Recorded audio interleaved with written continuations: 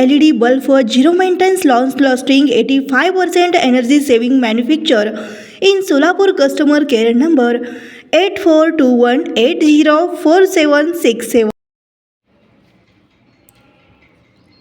Police आयुक्तालय सोलापूर शहर. विषय रमजान ईद निमित्त आयोजित बैठकीबाबत. उपरोक्त विषयास अनुसरून की सोलापूर शहरात दिनांक 31/3/2025 रोजी रमजान ईद सण साजरा होणार आहे.